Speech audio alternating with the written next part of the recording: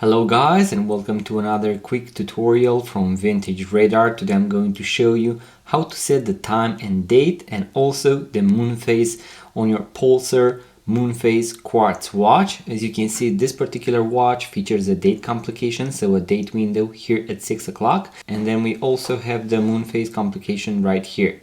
The watch crown is going to feature 3 positions. The 0 position is going to be with the crown pushed all the way. This is where nothing is going to happen if you rotate the watch crown. Then we are going to pull it to the first position. This is where we can set the date and also set the moon phase. And then if I pull it to the last position, I can also adjust the time.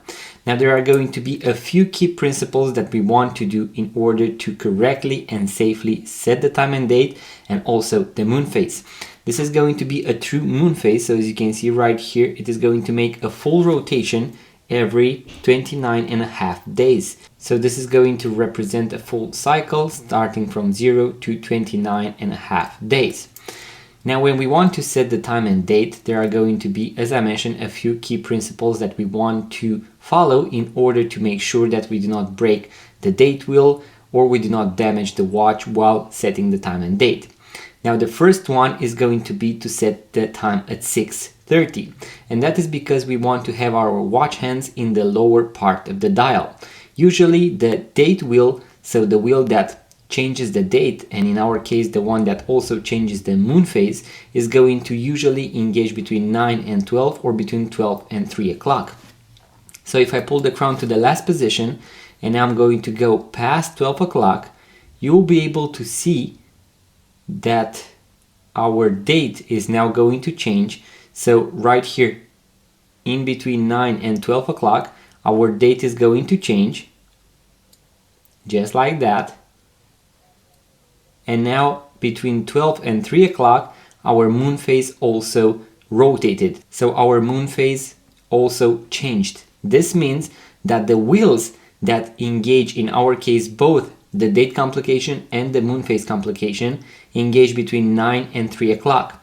So we want both of our watch hands to be in the lower part of the dial. So we want to avoid the danger zone, which is going to be between 9 and 3 o'clock. And the easiest way to remember is going to be to set your time at 6:30. Now in our particular case, you can see that the minute hand also covers a little bit the date. So I'm going to just move it a little bit to the left. So it can be, let's say, 6:35, 6:32. It doesn't matter as long as you can also see the date. Now the second step is going to be to set the date and the moon phase 1 day prior to your actual end goal. So let's presume that I want to make it the 10th of the month. I'm going to make it the 9th. And then you also want to set the moon phase 1 day prior to your actual end goal. You are going to go online and look for the exact moon phase position for moon phase watches, and you are going to see the position either for the moon or for the sun in order to safely correct it. So now I'm going to push the crown all the way back in. I'm going to pull it to the first position, and now if I rotate in one direction, I'm going to change the date. And as I mentioned, my end goal is to make it the 10th, and that is why I'm going to leave it at the 9th, so 1 day prior. And now I'm going to rotate in the opposite direction. You can go one by one, and I'm also going to set my moon phase, so the position of the sun or the moon.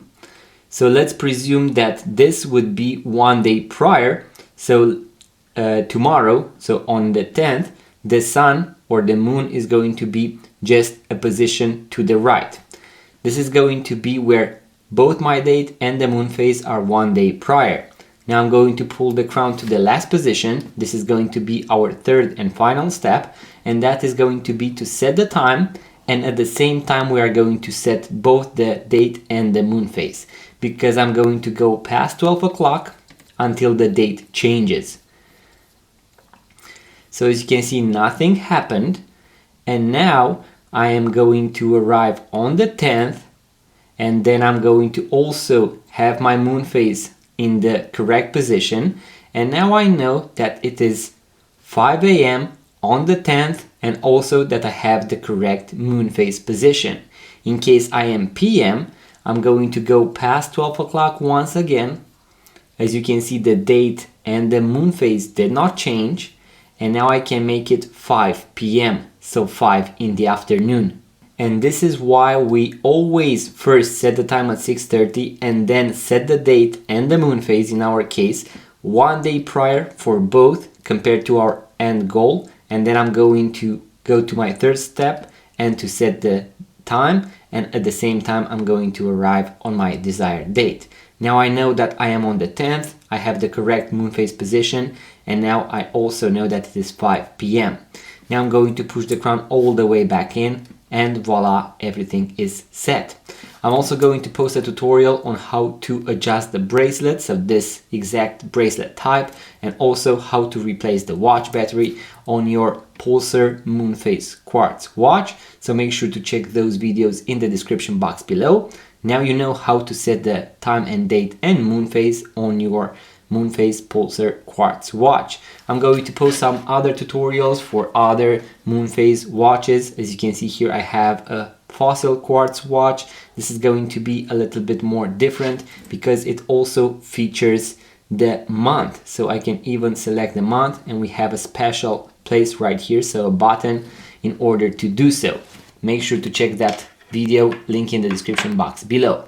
In case you enjoyed this video, make sure to give it a thumbs up, subscribe to this YouTube channel, it really means a lot. And also make sure to check out our website, vintageradar.com, because we have thousands of vintage watches for sale, including these vintage Moonphase quartz watches, link in the description box below.